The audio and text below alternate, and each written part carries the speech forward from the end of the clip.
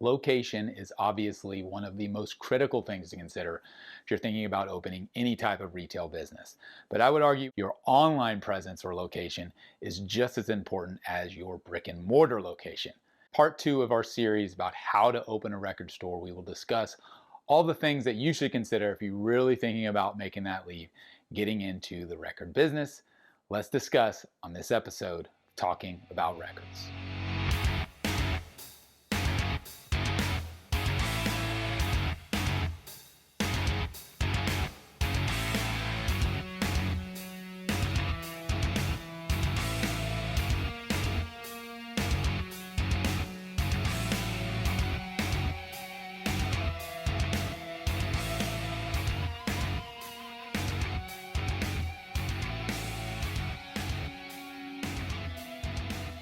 My name is G.I. Sanders from NTX Vinyl, a small chain of independent record shops in the Dallas-Fort Worth area.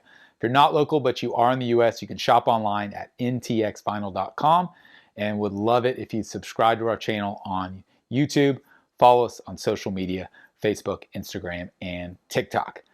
This is part two of our How to Open a Record Store series.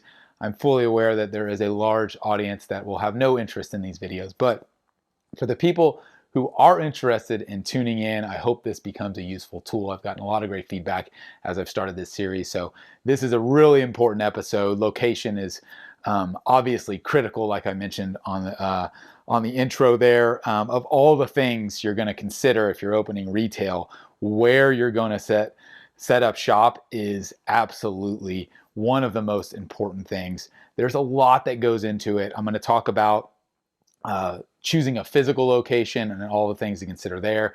And then I'm going to talk a lot about online location, because these days, if you're going to have a thriving, successful business, in my opinion, you'd kind of be really naive if you're going to ignore the online world. But again, that's just my point of view. There are plenty of record shops, record sellers who don't sell online at all. That's not what I do. And I'm going to talk to you about the reasons why I think online is such a critical thing for a surviving business, for a thriving business, especially in a niche retail area like vinyl records, right? So first and foremost, let's talk physical location. I think this is one of the most exciting things. If you're going to get into retail, finding the right spot, the right empty retail location that you think fits your vision is very, very, very critical. I would say the first thing, beyond cost, which we'll get into kind of some of the expense, before you even consider what a place costs, think about walk-by traffic. Like, this is a double-edged sword, right? You want some walk-by traffic. You want to be able to get in front of people who may not know who you are, or may not be there specifically for you, but they're walking by and they may find interest in what you're selling. That's a no-brainer. And again, most all of this in regards to physical location could go for anything retail, right? It makes perfect sense that if you're going to open a record shop, well, you want to be somewhere where you think potential record buyers are. No-brainer, right? But that's really hard. Vinyl records is a really, really niche industry. And while I like to believe it's growing and thriving, and I think you probably do as well if you're watching this video, the reality is it's still a tiny slice of the music industry. And the vast majority of people don't have any idea that vinyl records exist again. They may see them a little bit here and there in a big box store, but they don't quite understand that it is actually an area, an industry where you can build a business around that, right? And again, speaking firsthand, I can tell you that it is possible. It's not going to happen overnight, but it is possible. And so again, walk by traffic is important, but I think the most important thing is you can't depend on it.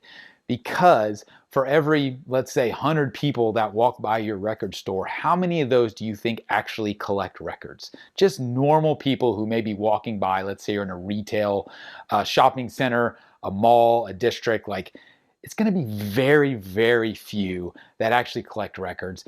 A lot of them may stop in and say, oh, that's neat, there's a record store, I remember these when I was a kid, but do they actually collect? Are they actually going to spend money, right? So I think it's important to consider walk by traffic, but you can't depend on it. That's the most important thing here. Do not open a record store. I don't care where you are. I don't care what you're planning on selling or what your vision is, don't depend solely on the location and the walk-by traffic. We will get into that a lot more as we talk in future episodes about advertising, because that's going to be a big component here. But walk-by traffic, while important, should not be the only thing to depend on.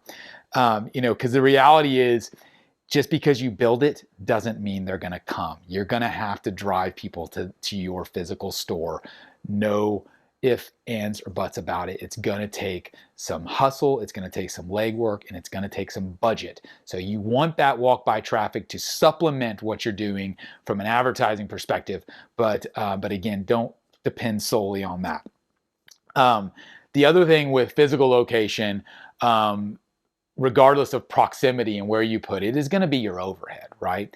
If you're going to get a standalone brick and mortar retail location, you're going to have obviously rent, you're going to have utilities, you're going to have insurance, you're going to have employees, you're going to have some form of security, hopefully. All of those things add up. So as you think about how you're going to make money this record store, and you're thinking, oh, I know I can buy records at this, and I know I can sell them at this and create this margin, right? Well, all that overhead, which is on a monthly basis, obviously, is going to eat into that margin. So you have to be very mindful of what your overhead is. I think that's very important. And I think for most store owners, just be mindful of that and don't bite off more than you can chew. Like, a lot of us have grand visions of opening a big shop, and maybe you want to incorporate live performances, or you want to have a coffee bar or an alcoholic bar and all these types of things. Fantastic ideas, but just be smart and take baby steps and choose wisely. Most retail environments, you're going to have to commit for a year minimum, in most cases a couple years with your lease. And so you want to be really smart and not get in over your head right off the bat. Again, not advice that I think should be new to anyone. If you've been around retail, I think these are all kind of table stakes, if you will. But again, just important things to consider if you're kind of inching towards the physical location. I think the other thing to consider, which is, again, kind of a no-brainer, is competition. Like, you may see an area that looks like a great location. Maybe it's an arts district. Maybe there is good walk-by traffic. Maybe there's local venues from a music perspective, or other kind of boutique sellers in the area, which is great. But are there any other record shops? Like, that's one of the biggest things I hear from people who are thinking about doing this, is there's no other store within 50 miles of our community, which is why it would make a great thing. And I think that's a very valid point. You want to make sure that competition isn't too close as far as other record stores.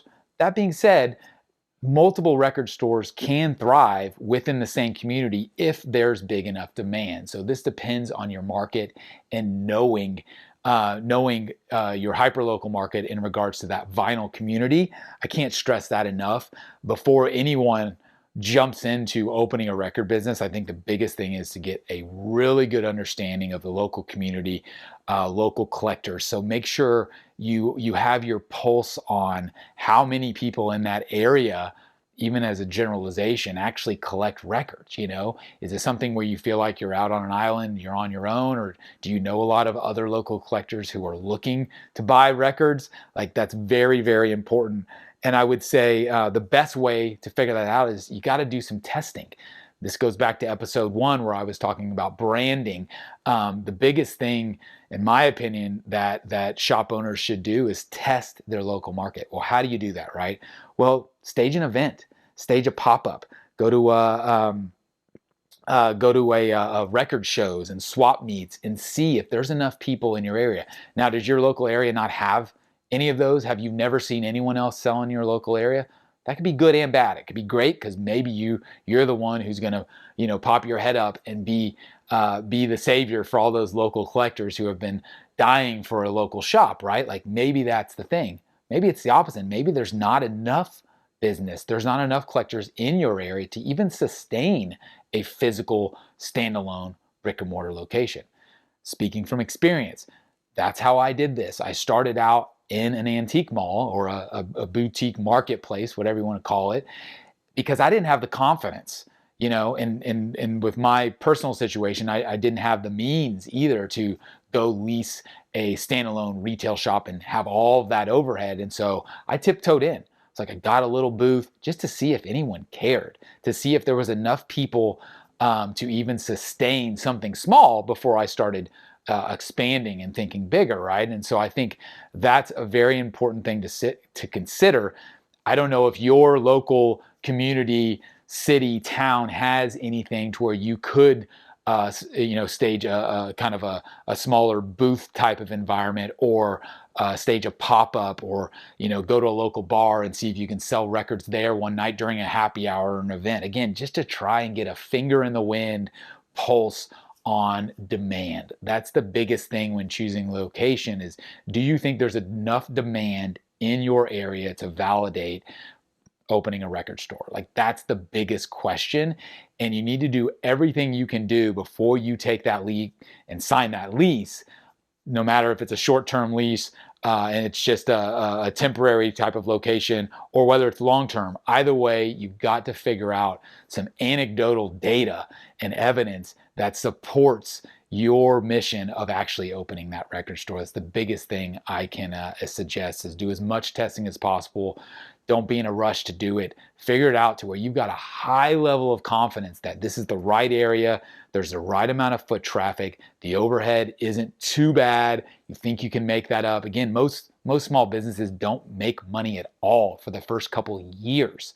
So you've got to be prepared. You've got to make sure not only that you have the right amount of money from a financial, or the right amount of capital to support the business, but also just the confidence that there's going to be enough people coming into the shop to buy, to aggregate an audience, to support it over the course of your first couple of years until you can start turning a profit, right? So physical location is tricky.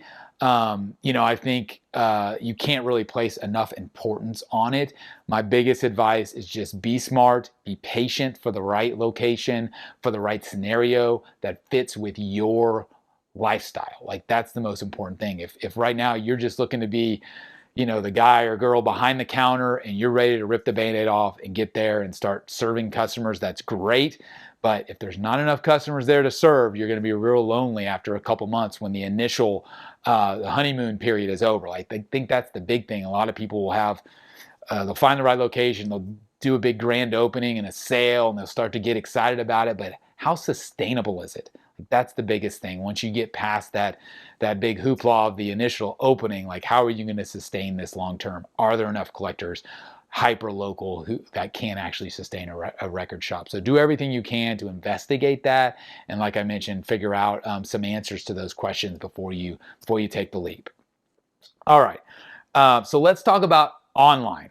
Online is even more convoluted. It is a much more difficult path to navigate, to figure out where to sell, why you should sell on certain channels, if you should sell online at all. These are all questions you're going to have to answer along the way. I can tell you that because vinyl records are such a niche market, like I mentioned, that it seems crazy to me to not sell online. I don't care if you're in a local market that is dying for a local record store. There are only so many people who are going to walk through your front doors of your store looking for a specific record. And if you've got inventory and it's sitting on your shelf for days, weeks, months, you're losing money because you've spent money on that album or those many albums. And if they're not moving in your local shop, you're missing out on a huge opportunity, because for every single customer who walks through your door who may be looking for a specific record, there's another 10, 20, 100, or 1,000 people who are looking for that record somewhere else in the world. And that's what online sales channels give you the ability to tap into. There are literally countless ways to sell a record online, and countless places to sell it. The first and foremost thing to consider from an online location is your website. That is the most direct way you can sell a record, because you're going to cut down on fees, you're going to cut down any third parties getting in the middle. So you need to consider, like, what am I going to have for a website? Am I going to sell records from my website? It's not a necessity. There are plenty of shops who don't sell online and they just have an informational website.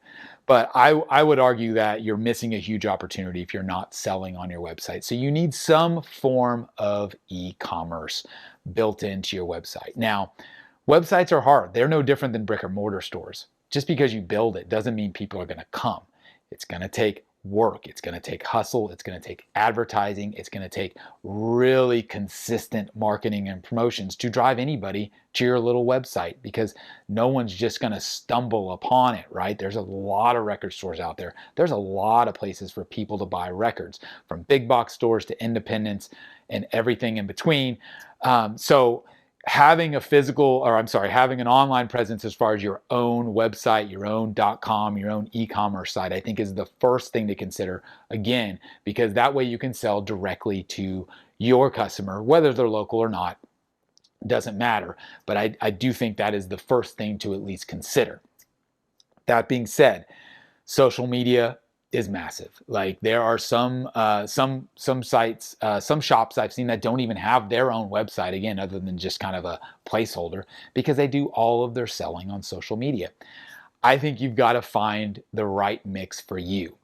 Facebook, Instagram, YouTube, TikTok, I could go on and on. There are all of these online marketplaces, Nextdoor, Facebook Marketplace, Mercari. Like, you can sell things everywhere these days, and vinyl records are included within that. And so you've got to figure out, like, at least from a starting point, it's like, what are you going to try first? I would argue try your own website first, because I think that establishes your business and gives it some legitimacy. If you have an actual website, that means you've got a domain. That means you've got a real email, as opposed to just using Gmail or something. Like, that's very critical, just to have that level of professionalism. I think that's important, and that ties back to what I talked about in episode 1 with branding, and makes you seem like a legitimate store, because you want to be one, and you are one once you've got that in place, right? So start there. But the online presence and the ability to sell through social media is very, very important, because that, instead of waiting for people to find you, social media enables you to find them. That's the biggest thing about social media. Once someone has liked your page or followed you, or just have done a little hand raise that they're a vinyl collector, then you have the ability, in a number of different ways, to actually go to them and sell them a record. That's very important, and it should all tie back to your shop. And you can use Facebook and Instagram and all of these online sites, social media sites, to direct traffic to your website, or you could sell it direct through, because all of those, majority of the online social media platforms, they all have built-in store functionality too. So those are things to consider. Do you want to actually list items for sale on Facebook or Instagram via their shop functionality? Or do you just want to send people to your website to buy it there? A lot of different things to consider, and a lot of, again, things to experiment with. That's the biggest thing here, is you're just getting started out. You need to figure out what works for you from a process standpoint, what works for your customers, like what are they most likely to engage with, and when are they most likely to click buy, and where are they most likely to find you and find a record they want based on all those platforms. A lot of different things to consider and experiment, right? The other places to sell are through third-party channels. So you've got your own website, you have your own social media platforms or channels, profiles, if you will, and then you've got third-party stuff. So third-party is, well, first and foremost, there's third-party on sites like Facebook, because you can go to Facebook groups. Tons of buying and selling happen within Facebook groups, and there are tons of legitimate shops who utilize those and sell inventory, and that's a very valid place to go. But you've also got eBay. You've also got Discogs. You've also got Amazon. You've also got Walmart. You've got new platforms like NASDisc and whatnot. All places that a record can be sold. So that's something to keep in mind. If you've got a record sitting in your physical location, in your shop, it's a great album, there's demand for it somewhere, but it's been sitting and just eating up shelf space in your physical location, well, you're missing a huge opportunity, because you could pop that album up in a variety of places online and probably sell it really quickly, and you'll need that cash flow. That's the biggest thing about, one of the biggest things I've learned throughout this entire process of opening and running NTX Vinyl, is that the importance of cash flow is just, it can't be overstated, right?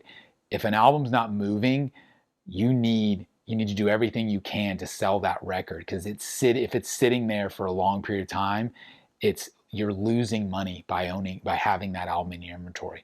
Maybe you don't make as much money on it. You'd love to sell it and make a great margin, but the longer it sits there, the less likelihood of making any money off of it. So you want to move it. You want to move your inventory around. If something isn't selling quickly in one of my shops, I immediately pull it out within probably a month or so. I give it a few weeks. I absolutely want to give my local customers first shot. But the reality is, if it's not meeting up with the right person from a local perspective, you got to move it online, because there's someone else in the country, or even the world if you ship internationally, that's probably looking for that record. And there's ways on these platforms for that record to be discovered.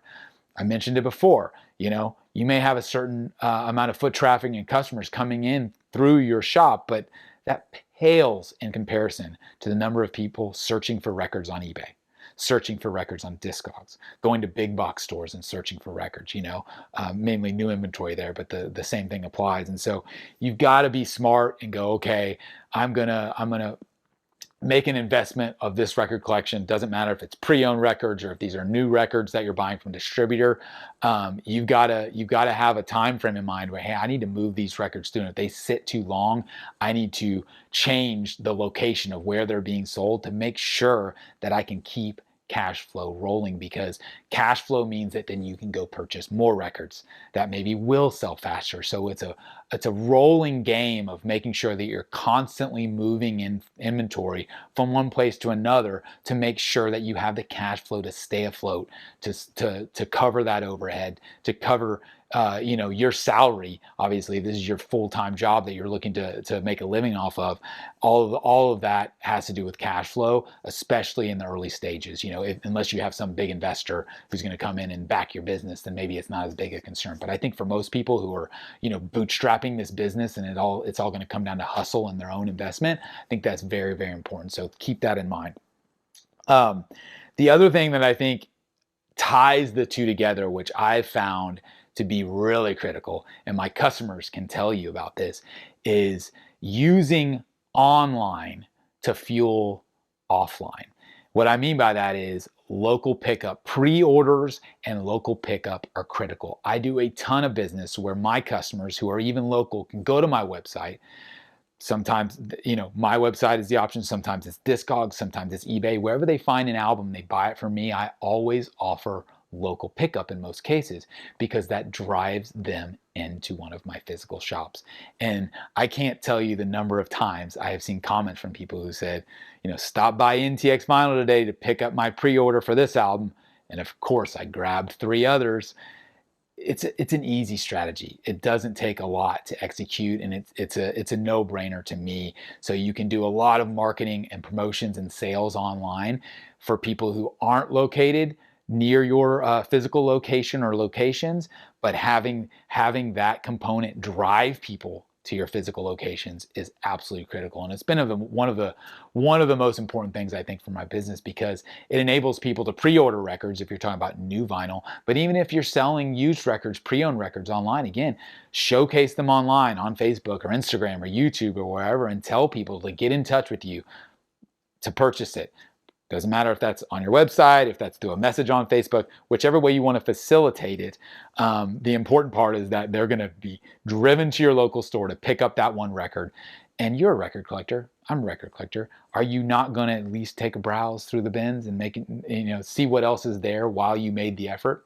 Sometimes maybe not, but more times than not, you're going to at least take a few minutes and see what else is in stock, see if there's anything else you might want. So that's one of the biggest things that have helped NTX Vinyl grow, I think, is just that ability to leverage the online with the offline and make sure you're mindful of how those things can interact and how they can really boost your business. Because then it's not about just someone driving by and thinking, oh, I'll stop and shop for some records. Like, you're giving them a reason to come to your shop. Like, that's the biggest thing I can stress, is like, you've got to give people a reason. It's got to be FOMO, fear of missing out, because you've only got a certain number of copies of something. It's got to be something that's very rare. something that's a limited time from a pricing perspective. Again, we're going to get into a lot of like advertising, promotion, and marketing and sales and all that in future episodes. But again, I think that that ability to use online to fuel offline and vice versa is really important, and for my business has made all the difference. So that's a lot of information about location. I'm sure I've missed some stuff. I've got a whole sheet of notes. I tried to get the bulk of it. If you have any further questions, by all means, please ask. In the comments is the easiest place. Feel free. You can also reach out to me personally. info@ntxvinyl.com will come directly to me, and I'm happy to answer any questions if you are an aspiring record store owner.